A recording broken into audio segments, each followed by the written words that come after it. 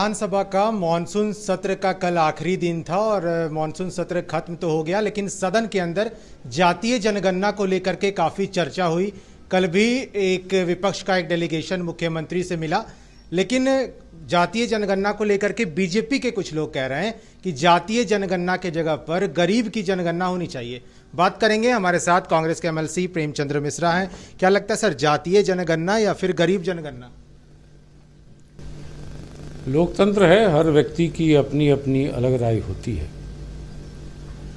लेकिन इस मुद्दे पर चूंकि पहले भी 2010 और 11 ईस्वी में एक बार पहल की गई थी, लेकिन वो सूची प्रकाशित नहीं हुई।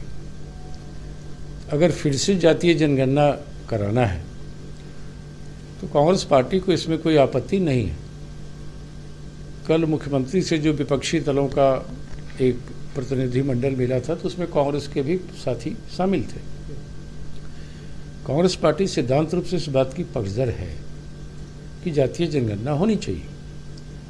तय तो मुख्यमंत्री नीतीश कुमार जी को करना है, क्योंकि वो कई बार कई चीज़ों को बोलते हैं, कहते हैं और फिर बाद में मुकर जाते हैं। केंद्र में उनकी सरकार है, केंद्र को ही यह करना है।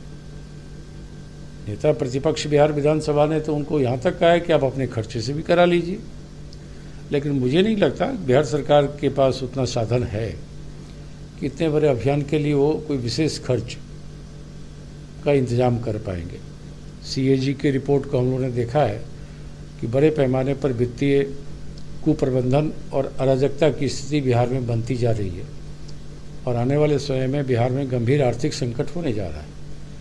तो ऐसे हालात में मुझे नहीं लगता कि नीतीश कुमार जी अपने खजाने से पैसे निकालेंगे, लेकिन जिस गठबंधन में नीतीश जी शामिल हैं वो नरेंद्र मोदी के नेतृत्व वाली बीजेपी है, जिसने स्पष्ट रूप से इसको मना किया। अब बीजेपी के कोई साथी अगर अपना व्यक्तिगत स्तर पर ये बयान देते हैं कि गरीबों की जनगणना ज़्यादा महत्वपूर्ण है तो ये उनका विचार है, लेकिन उनकी पार्टी तो ऐसा नहीं मानती। उनकी पार्टी तो अमीरों की जनगणना करती है, गरीबों से तो कोई मत लेना देना है नहीं। तो ये जो पॉलिटिकल ड्रामाबाजी हो रही है बीजेपी के अंदर भी और बीजेपी जेडीयू के अंदर भी, वो बंद करें। अगर इनका नियत साफ है तो जातीय जनगणना कराइए, कौन रोक रहा है आपको? या फिर एक बार जो 2011 में हो चुका है उसकी रिपोर्ट प्रकाशित करा दीजिए, जिससे खर्च से भी बच जाएंगे। मैं समझता हूँ ये जो भी बातें हो रही हैं ये गैर जरूरी बातें हैं। आवश्यकता जिस बात की है, जो प्रायोरिटी जिस पर होना चाहिए उस पर ये सरकार गौर नहीं कर रही है। बिहार में कोरोना को लेकर तीसरे लहर की संभावना में आपकी क्या तैयारी है, इसका जवाब ये नहीं देते। महंगाई रोकने के लिए क्या आपका इंतजाम है, वो नहीं बात करते। तो जो आवश्यक चीज़ें हैं जिसे जनता का सीधा सरोकार है उन मुद्दों की बात करिए ना। जनगणना तो कोई ठीक है, 10 साल के बाद भी हो जाएगा, कौन जात के कितने लोग हैं, लेकिन उसको प्रायोरिटी देकर आज तरह तरह के बयान करना, मैं समझता हूँ महंगाई से जो उत्पन्न स्थिति है ये गंभीर मुद्दा है, इससे लोगों का ध्यान भटकाने की कोशिश है। सवाल इसलिए भी है सर क्योंकि कहा जाता है कि नीतीश कुमार पहले बीजेपी के कोई फैसलों का विरोध करते हैं, फिर चुप्पी साध लेते हैं। तो क्या उन्होंने जब कहा है कि जब वो दिल्ली से वापस पटना आएंगे तो एक पत्र लिखेंगे प्रधानमंत्री को, क्या फैसलों पे अडिग होंगे नीतीश कुमार? देखिए, इसमें दो बातें मुझे कहनी। नीतीश जी ने तो पटना विश्वविद्यालय को केंद्रीय विश्वविद्यालय का दर्जा के लिए भी पत्र लिखा था और नीतीश जी ने बिहार को विशेष राज्य का दर्जा मिले उसके लिए भी प्रस्ताव भेजा था और पत्र भी लिखा था और कई बार बातें भी कही हैं, लेकिन आज तक एक भी इनकी बात मोदी सरकार के द्वारा सुनी नहीं गई। तो पहला तो मैं वहीं इसको खारिज करता हूं कि नीतीश जी आएंगे और चिट्ठी लिखेंगे तो जैसे लगता है कोई चमत्कार हो जाएगा, ऐसा मैं नहीं मानता हूँ। वो एक औपचारिकता होगी कि होगा कि भाई नीतीश जी भी चाहते हैं जनगणना हो, लेकिन ऐसे कई मुद्दे पिछले दिनों आए हैं।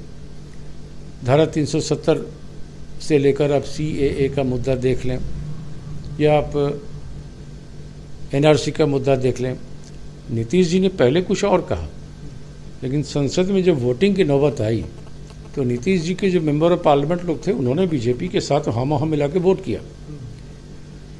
वैसा ही जनसंख्या नियंत्रण के मुद्दे पे भी अलग अलग राय इनकी आ रही है। बीजेपी का कुछ और रुख है, इनका कुछ और रुख है। तो मुझे नहीं लगता कि जनगणना को लेकर, जातीय आधार पर जनगणना हो, उसको लेकर नीतीश जी उनके द्वारा जो बयान आ रहे हैं उसमें कोई भी गंभीरता है, ऐसा मैं नहीं मानता।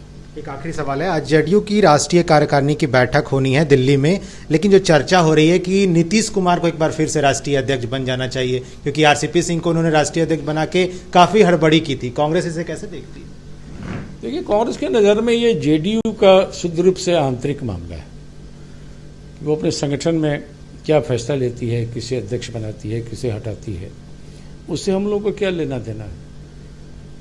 अध्यक्ष कोई भी बने, जेडीयू का मतलब तो हम लोग नीतीश कुमार समझते हैं। जो भी बनेगा, कोई उनका बहुत ही व्यक्तिगत निजी समर्थक होगा वही बनेगा।